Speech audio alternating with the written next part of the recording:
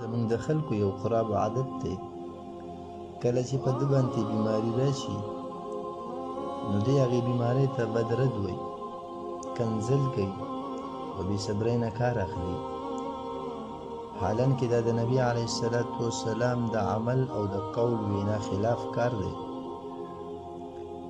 ځکه چې دا بیماري او تکلیف دا د الله رب العالمین د طرف نه په انسان باندې راځي. صحیح مسلم کی روایت دی،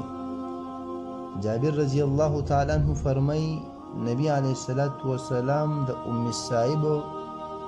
تپوس ته لاړې، هغه بیماره شوې وه، نو نبی علیه السلام ورڅخه کېناست او ورته وی ما لکې تذبذفینه، قاله څه چل شوی دی ته خو رپېږي، په هغې باندې ګړبېدل لګېدلي، نو هغې ورته وی د الله رسوله تبه ده، لا بارک الله فیها، الله دې پکې برکت وانچوي او تبې ته یې بد رد ووایي، نو نبي علیه السلام ورته وی لا تسب الحما، تبې ته بد رد مه وایه، کنځل ورته مه کوه، فإنها تذهب خطايا بني آدم كما يذهب القير خبث الحديد،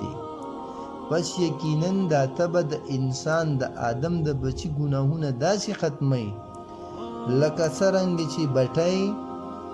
کې یوه اوسپنه وي او هغه اوسپنې نه هغه میل او ګندګي هغه ختمیږي، نو دغه رنګې انسان نه تبه بیماري دا پریشانۍ ختموي. یو انسان باندې بیماری راشي، یو انسان باندې تکلیف راشي، نو ضروري نه ده چې دا د ګناهونو د وجې وي، بعضې وخت کې د ګناهونو د وجې وي او بعضې وخت کې الله رب العالمین په هغې تکلیف باندې انسان ته اجر او ثواب ورکوي او د دغې انسان تکلیفونه په هغې بیمارۍ سره دا ختموي.